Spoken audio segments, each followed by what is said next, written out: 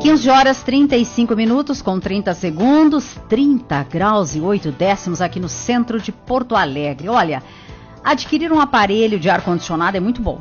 Traz tranquilidade, conforto para os dias quentes do verão. Só que a Associação Sul-Brasileira de Refrigeração, Ar-Condicionado, Aquecimento e Ventilação, ASBRAVE, alerta para os cuidados ao adquirir um equipamento como um aparelho de ar-condicionado. Conversamos agora com o técnico da ASBRAVE, Ricardo Vaz de Souza. Oi, Ricardo.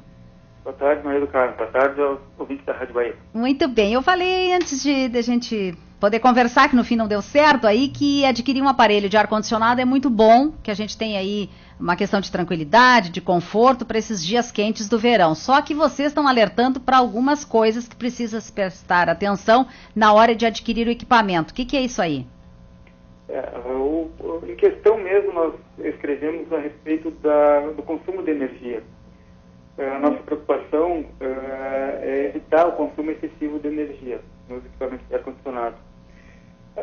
O primeiro passo seria a aquisição correta do equipamento, né? A seleção do equipamento na capacidade indicada. Para isso se faz um cálculo de carga térmica baseada na área do ambiente a ser climatizado, na área de vidros, na insolação, na cobertura, número de pessoas, iluminação. Com todas as informações, se seleciona o equipamento na capacidade correta.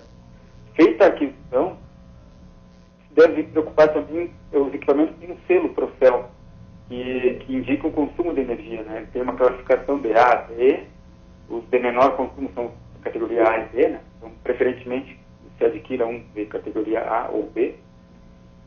Feita essa aquisição, deve se preocupar também com a instalação. A instalação do equipamento demanda alguns cuidados, alguns procedimentos que devem ser feitos.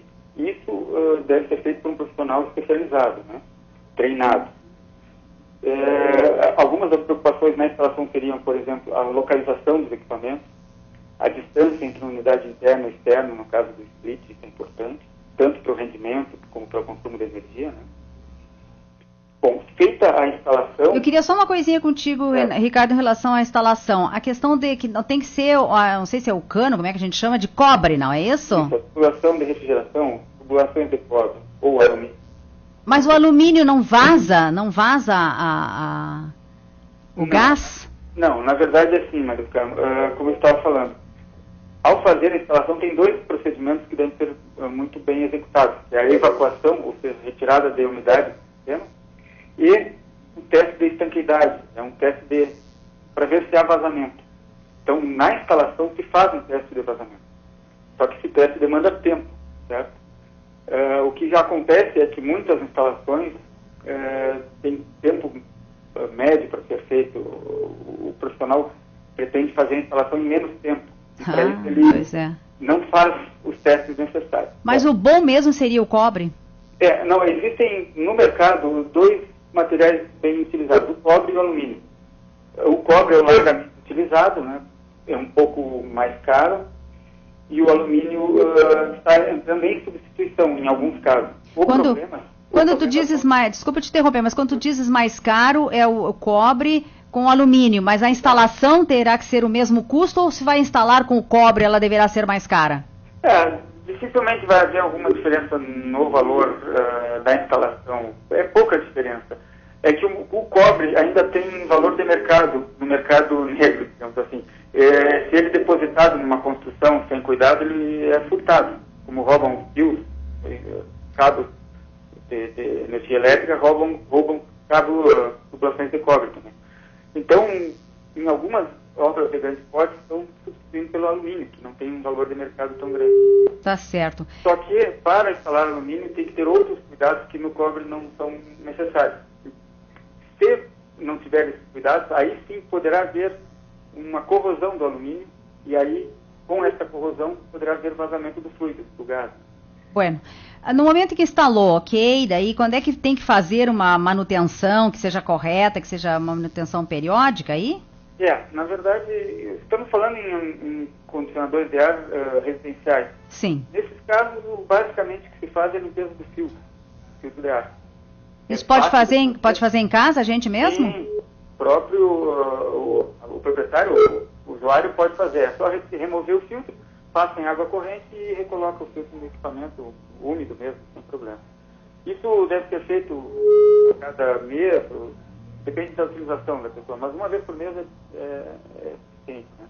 E lembrando sempre que não se deve fazer uma limpeza do ambiente com o equipamento operando, né? Por exemplo, fazer uma varreção no ambiente com o equipamento em operação. Isso vai fazer com que ele subi bastante da poeira para dentro dele, vai saturar o filtro, vai sujar o equipamento mais rapidamente. Bom, para a gente finalizar, tu falaste aí na questão da economia, né, dos gastos com a energia elétrica. O uso noturno do ar-condicionado, tem algum aconselhamento aí? Sim. Se eu tiver um tempinho, eu vou explicar rapidamente. É o seguinte, primeiro, para consumir menos, adquirindo um equipamento com selo Procel, categoria A e B. Segundo, durante a operação de dia, deve-se colocar a temperatura em torno de 22 a 24 graus Celsius, que é a temperatura de conforto para nós, 22 a 24, certo? Outro cuidado, nós queremos retirar calor do ambiente, certo? No verão. Então, o primeiro passo é tentar evitar que o calor entre ou seja gerado dentro do ambiente. Por exemplo, calor gerado dentro do ambiente, deve-se utilizar luminárias que gerem menos calor, luminárias frias, LED, por exemplo. Desligar outros equipamentos que não estejam sendo utilizados dentro do ambiente, isso é uma dica. Segundo, como evitar entrar calor de fora, externo?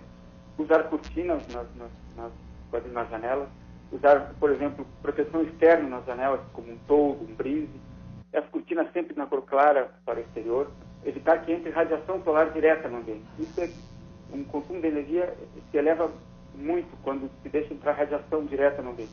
Pode entrar luz, mas não radiação solar. A radiação solar, ela esquenta todas as superfícies do ambiente. E mesmo após sair, o sol se pôr, as superfícies quentes continuam radiando calor para dentro do ambiente. Isso vai consumir muita energia no seu condicionador de ar. Tá certo. Por último, falando sobre a noite, a maioria dos equipamentos tem uma função chamada função sleep para a noite. Como o nosso metabolismo diminui quando estamos dormindo, nós aceitamos uma temperatura maior durante a noite. Então, o equipamento percebe isso, ele foi produzido para perceber isso e aumentar a temperatura durante a noite em 2 a 3 graus Celsius, ou seja, passando de 21, 22 para 24, 25 ou 26 graus Celsius durante a noite. Isso vai reduzir o consumo de energia. Tá certo. Olha, muito obrigada, Ricardo, hein? Um abraço. Obrigado. Muito bem. Técnico da Asbrave, Ricardo Vaz de Souza. Vem aí, conversa de carro com Renato Rossi.